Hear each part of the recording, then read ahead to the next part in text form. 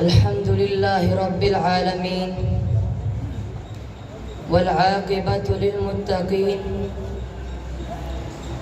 والصلاة والسلام على سيد الرسل وخاتم الأنبياء والمرسلين وعلى آله وأصحابه وأزواجه وأولاده أجمعين. اما بعد فاعوذ باللہ من الشیطان الرجیم بسم اللہ الرحمن الرحیم وداعیا الی اللہ بإذنہ وسراجا منیرا. صدق اللہ العظیم. انتہائی واجب الاحترام، قابل قدر، قابل عزت سامعین کرام، آج اس بزم متکلم اسلام میں آفتاب نبوت پر چند ایک باتیں آپ کی سماعت کی نظر کروں گا. میرے دوستو، پاک پیغمبر کے حسن و جمال کا تذکرہ کرنا، پاک پیغمبر کی آنکھوں کا تذکرہ کرنا، پاک پیغمبر کے سینے کا تذکرہ کرنا، پاک پیغمبر کے جسم اطہر کا تذکرہ کرنا، ارے پاک پیغمبر کے چہرے مبارک کا تذکرہ کرنا، پاک پیغمبر کے ہرے ہونٹوں کا تذکرہ کرنا، پاک پیغمبر کی مسکراہٹ کا تذکرہ کرنا، پاک پیغمبر کی سیرت کا تذکرہ کرنا، پاک پیغمبر کی صورت کا تذکرہ کرنا، حتیٰ کہ حضور کی ایک ایک بات کو صحابہ نے اپنے تصور کے مطابق، اپنے تخیل کے مطابق جتنا سمجھا بتلا دیا. صدیق جتنا نبی کو سمجھ سکے اتنا صدیق نے بتلا دیا،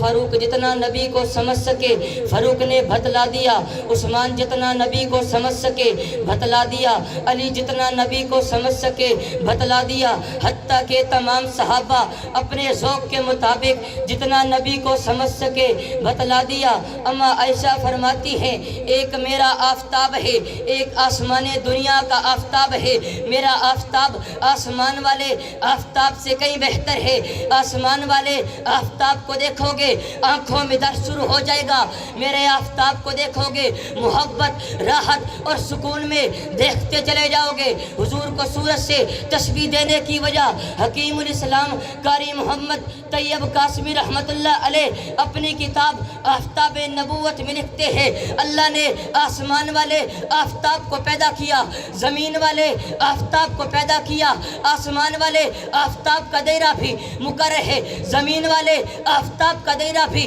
مقرر ہے. آسمان والا آفتاب اس کے راستے میں رکاوٹ نہیں ہے، تکلیفیں نہیں ہے، مشکلات نہیں ہے. زمین والا آفتاب اس کے راستے میں رکاوٹ بھی آئے گی، تکلیفیں بھی آئیں گی، مشکلات بھی آئیں گی، ستایا بھی جائے گا، مگر وہ سورج اپنے راستے سے نہیں ہٹے گا، اپنے دائرے سے نہیں ہٹے گا، ہر مقصد پہ چلتا رہے گا. ہر دشمن کا مقابلہ کرتے ہوئے، ہر رکاوٹ کا مقابلہ کرتے ہوئے اپنی منزل مقصود تک پہنچ جائے گا. دوسری وجہ حضرت ادریس کاندھلوی رحمت اللہ علیہ اپنی کتاب سیرت مصطفیٰ میں لکھتے ہیں، آفتاب کے طلوع ہونے کے بعد سورج چلا جاتا ہے، ارے آفتاب کے طلوع ہونے کے بعد اندھیرا ختم ہو جاتا ہے، آفتاب کے طلوع ہونے کے بعد روشنی پیدا ہو جاتی ہے، آفتاب کے طلوع ہونے کے بعد ڈاکوؤں اور چوروں کا خوف ختم ہو جاتا ہے. اسی طرح جب پاک پیغمبر کی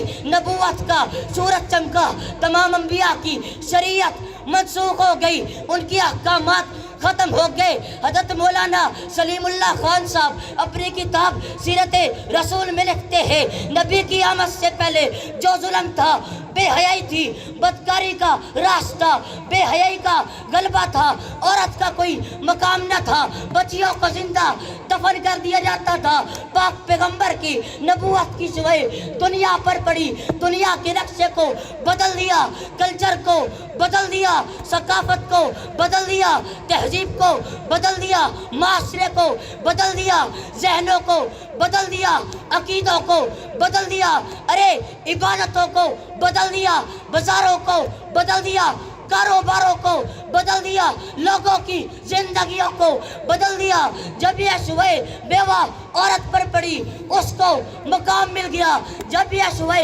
بچیوں پر پڑی ان کو مقام مل گیا، جب یہ شعاع قاتل پر پڑی عادل بن گیا جب یہ سوئے کیسر و کسرا کے ملات پر پڑی اس کے خزانے گرتے نظر آئے جب یہ سوئے مجوسیوں کی عبادت گاہوں پر پڑی ارے ان کے آنکھ کو بجھا دیا جب یہ سوئے ابو بکر پر پڑی صدیق بن گئے عمر پر پڑی فاروق